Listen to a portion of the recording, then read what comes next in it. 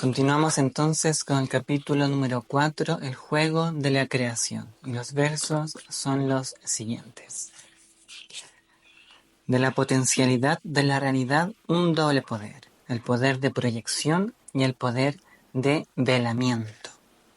Del poder de proyección surge el sentido del yo y la manifestación, y del poder de velamiento surge la ignorancia entre la relación del sentido del yo y la conciencia, y la ignorancia entre la relación de la manifestación y la existencia. Esta ignorancia es la causa del sufrimiento. Este capítulo es un poco más técnico, pudiéramos decir, así que vamos a ir atentamente a cada uno de los segmentos de este capítulo. El primer segmento es: de la potencialidad de la realidad, un doble poder. El poder de proyección y el poder de velamiento. La realidad primordial, la naturaleza esencial del ser. Eso es lo que estamos tratando de develar junto con este texto y el Vedanta mismo. ¿Qué es la esencia de todas las esencias? ¿Qué me permite existir? ¿Qué te permite a ti existir? ¿Qué es todo esto? Desentrañar el origen de todo es el propósito del Vedanta, porque cuando uno consigue ese objetivo de conocer la esencia y darse cuenta que yo soy esa misma esencia, entonces la inquietud cae, la angustia se disuelve y quedo contento en el reconocimiento de saber y ser lo que soy. Pero ¿cómo podemos definir qué cosa es esta realidad primordial?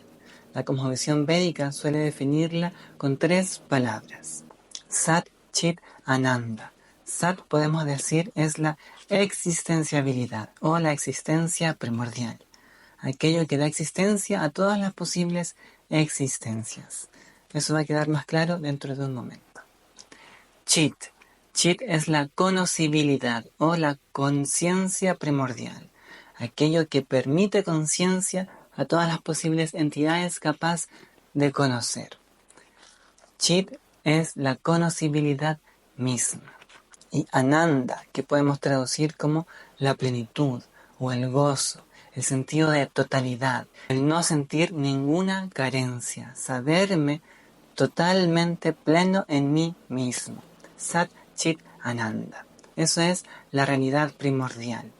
Y esta realidad tiene un poder, el poder de proyectarse y el poder de ocultarse o velarse. Entendámoslo con la dimensión del sueño. En la dimensión del sueño hay una entidad que se va a dormir, una entidad durmiente, y pudiéramos llamar a ello la realidad primordial, en este caso, en este contexto. Esta entidad durmiente se va a dormir y empieza a soñar.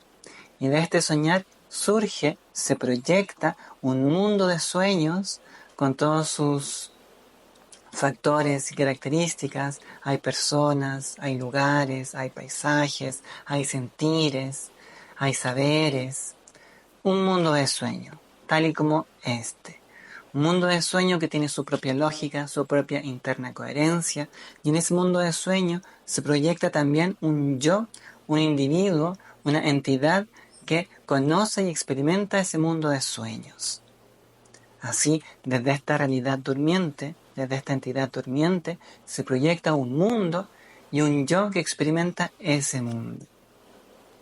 Ahora debemos extrapolar esa idea a esta dimensión, a la dimensión de vigilia, y quizás entender esta dimensión como otro sueño, un gran sueño. Y es por eso que comúnmente en las tradiciones espirituales se llama el despertar o el despertado, porque se entiende, quizás no tan conscientemente, pero sí intuitivamente, que este es otro tipo de sueño, que esta no es la realidad esencial. Eso es lo que propone el Vedanta, darte cuenta, y este texto, darte cuenta que existe una realidad primordial desde donde surge esta proyección. Y eso es lo que está diciendo este primer segmento, de la potencialidad de la realidad, un doble poder, el poder de proyección y el poder de velamiento. Acabamos de ver el poder de proyección. cómo desde esta entidad durmiente se proyecta un mundo de sueños y un yo que experimenta ese mundo de sueños.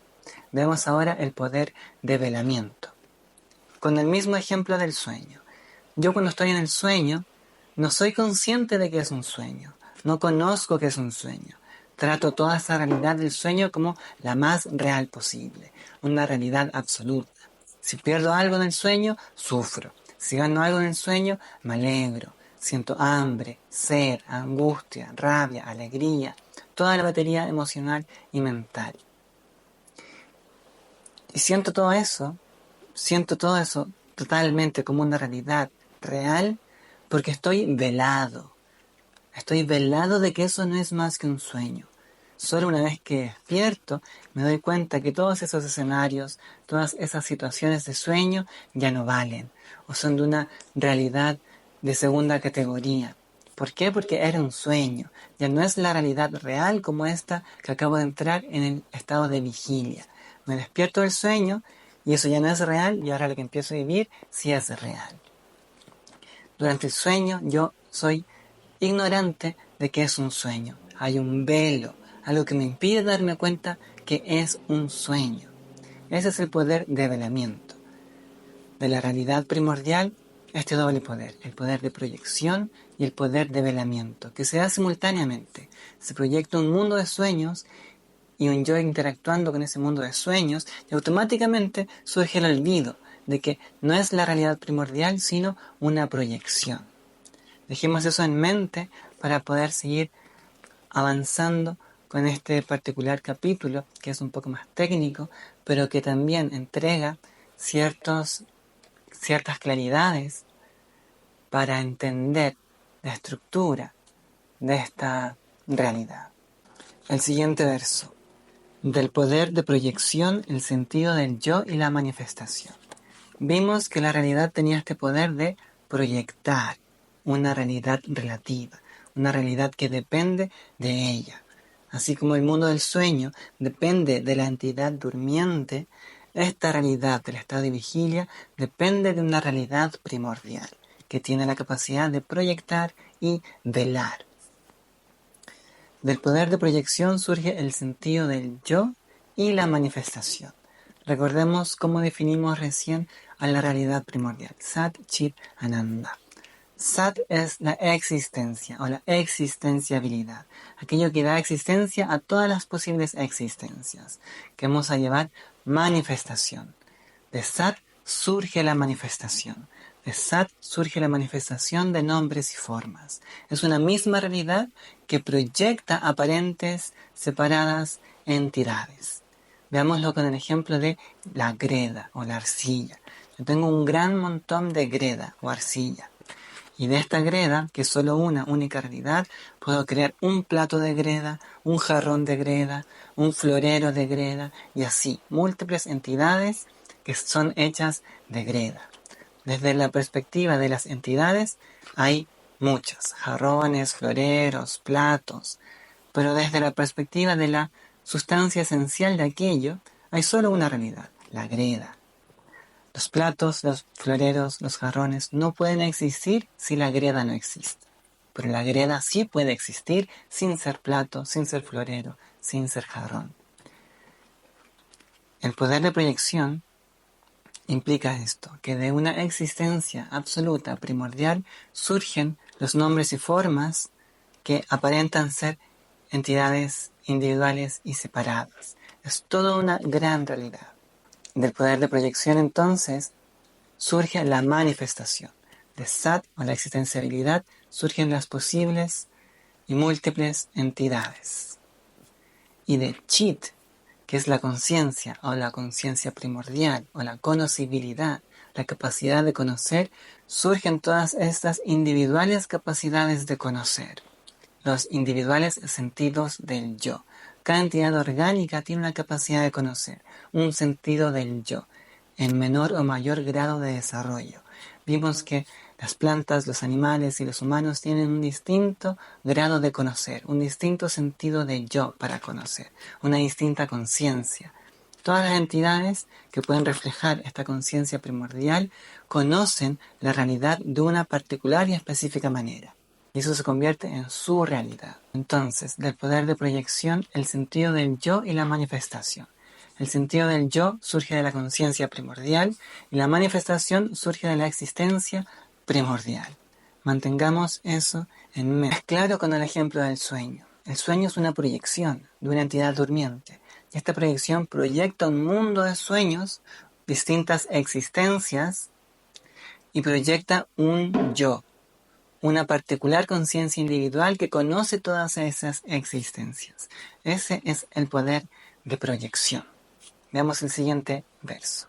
Del poder de velamiento surge la ignorancia entre la relación del sentido del yo y la conciencia, y la ignorancia entre la relación de la manifestación y la existencia. Vimos que el poder de velamiento era esta ignorancia de saberme en un sueño. Yo no sé que esto es un sueño. Y como no sé que esto es un sueño, me identifico con el sentido del yo y me identifico con las cosas que conoce y experimenta ese sentido del yo. Y esa es mi realidad. Y al desconocer aquello, estoy condenado a buscar en la impermanencia de estas existencias, de esta manifestación, un sentido de permanencia, un sentido de estabilidad, un sentido de seguridad. Pero nunca podré conseguirlo porque la manifestación es cambio. Esa es la naturaleza de la manifestación, el constante cambio. Yo no puedo esperar estabilidad y seguridad permanentes de una realidad que es impermanente. La manifestación es impermanente, siempre cambiante. El poder de velamiento es esta ignorancia también que me impide ver que este sentido del yo no tiene una existencia independiente y separada. Esta capacidad de conocer que tengo no depende de mí exclusivamente, sino que es nada más que un reflejo de la conciencia primordial. Existe una conciencia primordial y hay particulares combinaciones materiales que tienen la capacidad de reflejar esta conciencia y así desarrollar una conciencia individual, una capacidad de conocer individual. Esta capacidad de conocer individual me permite conocer y experimentar el mundo de la manera en que lo hago. Cada especie, cada entidad experimenta la realidad de una particular y específica manera. El poder de velamiento también me hace olvidar o no conocer que todas estas aparentes existencias, todos estos jarros de greda, platos, floreros, no son más que una única existencia, y es la greda. De Sat, la existenciabilidad, surgen todas estas posibles existencias. El poder de velamiento me hace ignorar aquello. Y entonces yo me identifico con nombres y formas y con una realidad constantemente cambiante y trato de, en ese cambio, encontrar algo que me dé permanencia. Pero nunca podré hacerlo porque la realidad externa es siempre cambiante. La realidad externa es solo una proyección, es una realidad relativa, no tiene un asidero real. Es solo un sueño. El poder de velamiento es eso, esta capacidad para impedir que yo pueda darme cuenta de que esto es un sueño, de que no hay múltiples cosas, sino que aparenta ser múltiples cosas, de que no existo por mí mismo, sino que mi capacidad para conocerte deviene de una capacidad de conocer superior, primordial, una conocibilidad primordial. Vamos a ver en el siguiente verso cómo es que esta ignorancia es la causa del sufrimiento. El último verso, y quizás el más importante, porque concluye todo este capítulo, dice: esta ignorancia es la causa del sufrimiento. ¿Cuál ignorancia? Ignorar que de la conciencia primordial surge una conciencia individual o sentido del yo que me permite conocer lo que conozco. E ignorar al mismo tiempo que de una existencia primordial surge todo este mundo, toda esta manifestación de nombres y formas. ¿Por qué esa ignorancia es causa del sufrimiento? Porque al no conocer cuál es mi verdadera naturaleza, yo me identifico con este sentido del yo y creo ser un alguien separado e independiente de todo lo demás, que tiene particulares relaciones con lo externo, con la manifestación. Esta cosa me gusta, esta cosa no me gusta. Por esta cosa voy a luchar, voy a tratar de acercarme, voy a tratar de tener esto, o ser uno con esto, o experimentar esto. Y esta otra realidad, este otro nombre y forma, no me gusta, no lo quiero, me voy a alejar, voy a hacer esfuerzos para no ser uno con ello, no experimentar aquello. Esto es un constante vaivén, una constante inquietud. Me acerco a ciertas cosas y me alejo de otras cosas, porque vivo en dualidad, vivo separando la realidad. No sé, ignoro que todo no es más que una única realidad, pero al identificarme en esta encapsulación de conciencia, yo doy nombres a lo externo, raga, duesha, me gusta, no me gusta, voy hacia ello o me retiro de ello. Y esto es samsara. Samsara no quiere decir nada más que falta de quietud. Samsara entonces es inquietud, angustia, siempre en esta búsqueda por algo o por alejarme de algo. Y esa es la causa de la ignorancia. Al no reconocer mi verdadera naturaleza, estoy condenado a tratar de encontrar algún asidero de permanencia en una realidad que no la tiene. La manifestación es siempre impermanente, siempre cambio. Ese es su juego y de hecho esa es su gracia. La gracia de la manifestación es el cambio. Y eso, más que ser algo pesimista, es una invitación a disfrutar el momento. Si sé que todo va a cambiar, entonces conscientemente me entrego a disfrutar ese momento, porque es efímero, no dura nada. La manifestación es así, siempre cambiante, siempre impermanente. La insensatez se da al yo pretender encontrar permanencia, seguridad, bienestar estable en una realidad que no la tiene, en una realidad que está en constante cambio. Por eso la invitación de este texto y del Bhanta mismo es al reconocimiento de mi verdadera naturaleza, a reconocer que soy la conciencia primordial y no los particulares contenidos que existen en esa conciencia. Soy el vedor y no lo visto. Soy la capacidad de conocer y no las cosas que se conocen. No soy ninguno de mis estímulos sensoriales, no soy los sonidos que conozco, no soy los aromas que conozco, pero tampoco soy las emociones que siento, ni los pensamientos que pienso. Todo eso no son más que objetos para este sujeto esencial, no son más que contenidos para esta conciencia. Por eso se dice que esta ignorancia es la causa del sufrimiento. Ignorar que existe una conciencia primordial de la cual surge mi particular capacidad de conocer individual, mi sentido de yo, e ignorar que de la existencia primordial surge esta manifestación de nombres y formas, que no son más que nombres y formas. Tratemos de extrapolar el ejemplo de la greda, una única realidad, pero según como yo amaso esa greda, tiene una particular forma y le doy un particular nombre. Imaginemos que existe una greda cósmica que genera todas estas infinitas formas. La propuesta de este texto es trascender ese velo, no quedarme identificado con las formas, sino que ir al fondo. Y eso es lo que vamos a tratar de ver en el siguiente capítulo, formas y fondo.